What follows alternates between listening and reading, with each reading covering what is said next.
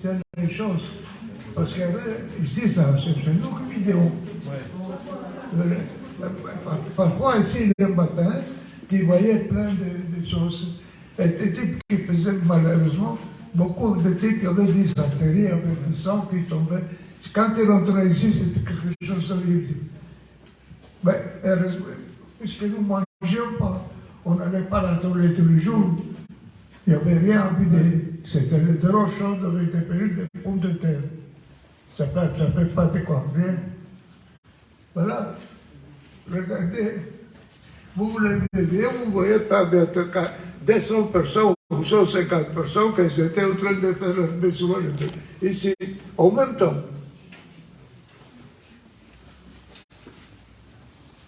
Mais le bloc était là parce qu'il y avait là une grosse fontaine avec de l'eau. Il y avait une fontaine qui coulait de l'eau, oui. Et voilà, c'est les toilettes. Je vais me dire, tu sais, on était déshumanisés, on n'était pas des êtres humains. On était des bêtes. La même chose. La même chose. Moi, j'étais travaillé bien dans la mine. Et les types, je faisais des sandwichs. Elle me voyait, moi, je crevais de pain. Je voyais ce type avec des pains. Il me coupait un morceau de pain comme ça.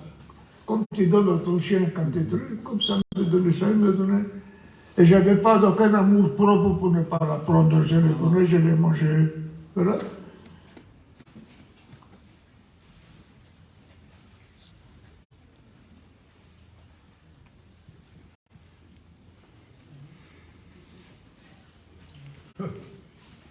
Tu t'imagines, tu es à côté de quelqu'un qui est en train de faire ses besoins et qui commence 10 ans que tu as des centaines, j'appelle des centaines.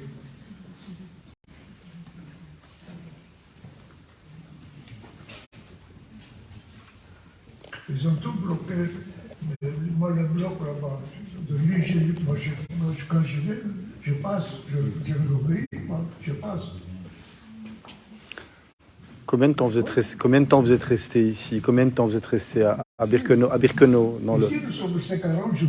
Oui. 40 jours? Oui, après 40 jours, on était travaillé. Où ça? Pour voir si nous sommes malades, s'il n'y a pas de maladie. Comment est-ce qu'on appelle ça? Quarantaine. Oui. Après les 40 jours, moi j'étais travaillé dans une mine de charbon à 80 km d'ici, à Charlottengrube, Riedentau. Ça veut dire qu'ils gazaient une certaine partie d'ici, et les autres, ils amenaient au travail. Mine de charbon, oui. Jusqu'à 18 janvier.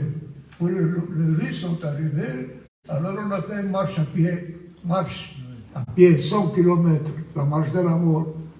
La température était entre moins 22. On n'avait presque pas de chaussures, on n'avait pas d'habits. Et quand il marchait, il ne savait plus marcher, pour ne pas arrêter la marche, le type arrivait avec sa mitraillette, le tirait dessus, puis qu'avec les pieds, le jetait sur la corridor, et on continuait.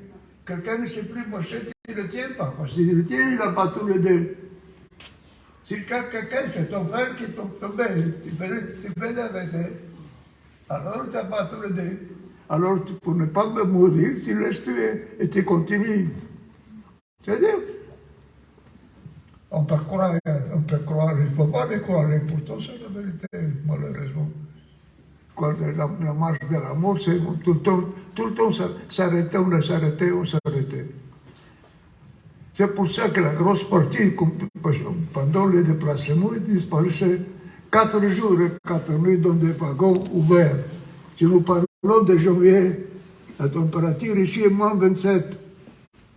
Tu es dans un wagon. Et vous étiez tu es assis, tu ne bouges pas, tu congèles. Pieds nus, en pyjama. Nous mettions à 4. On se serrait, un dormait et les autres 3. Et quand on avait soif, on avait la boîte, une fontaine de litres d'eau chaude qui s'appelle pipi.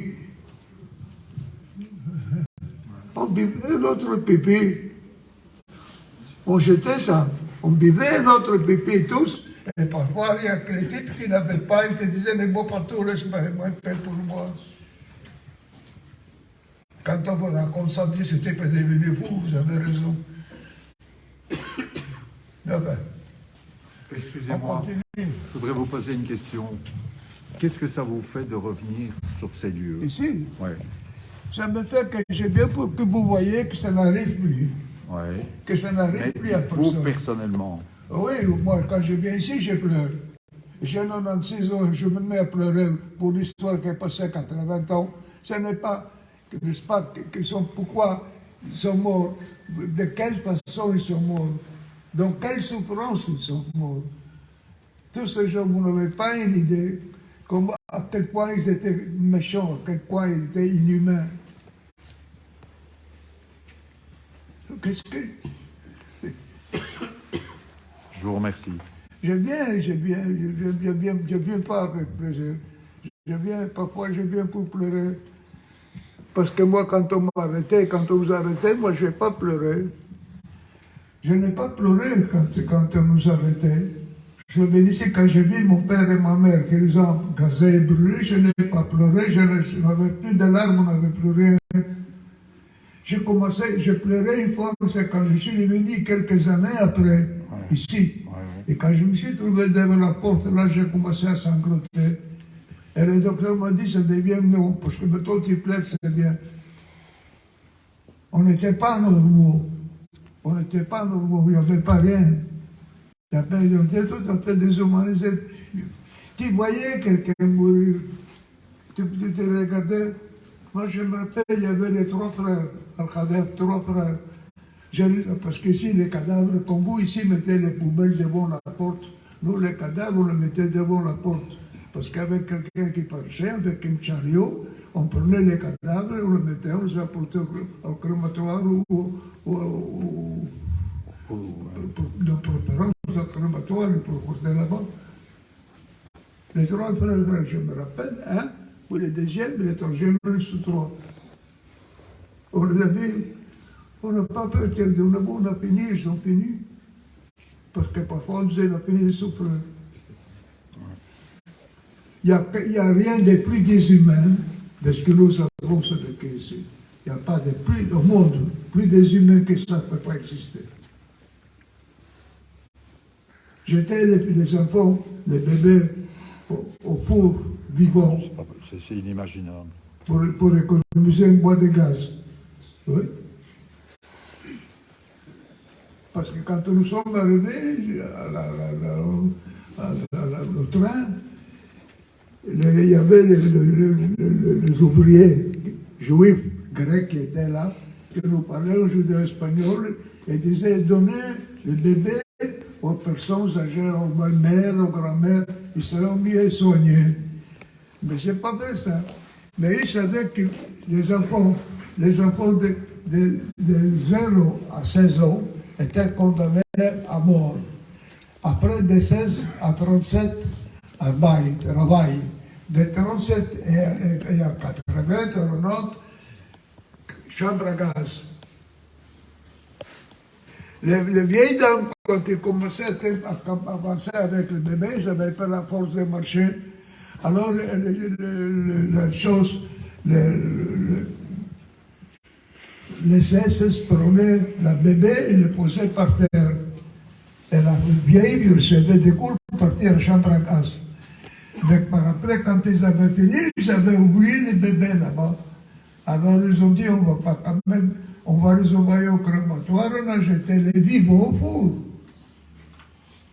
Vous devez les croire parce que sinon, personne au monde ne peut vous raconter pareil avec un mensonge. Ici, nous tous, nous vous croyons. Oui. Nous vous croyons. On a tous perdu de la famille. Ils ont, écoutez, la chose que je me dirais qu'ils ont réussi, c'est la déshumanisation. Là, c'était devenu à 100%.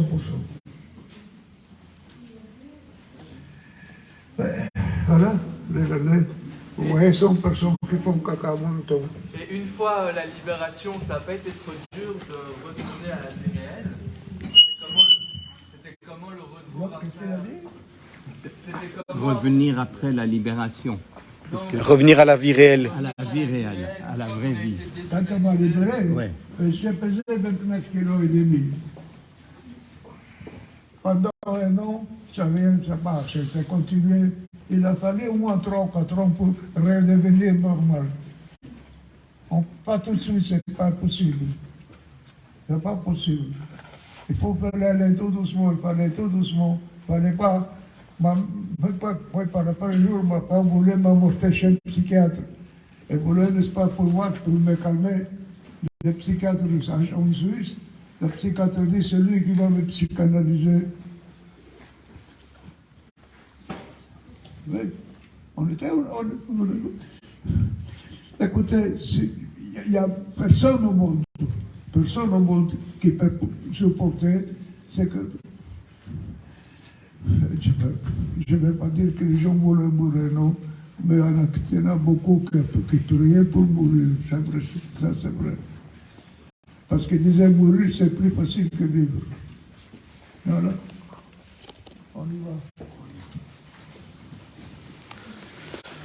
Voilà encore une fois un témoignage édifiant d'Alberto Israel qui nous raconte ce qu'il a vécu ici avec ses mots.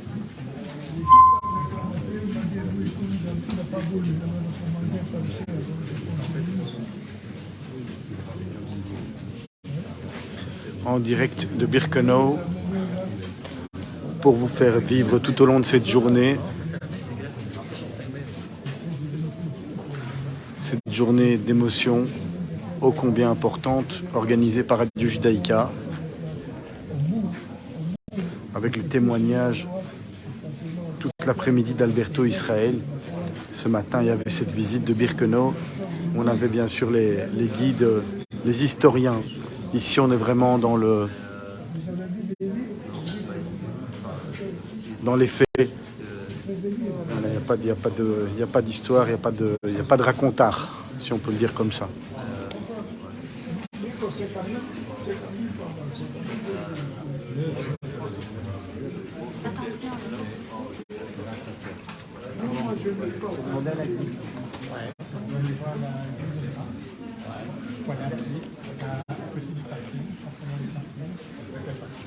Là où il y a les bus, mais les bus ne peuvent pas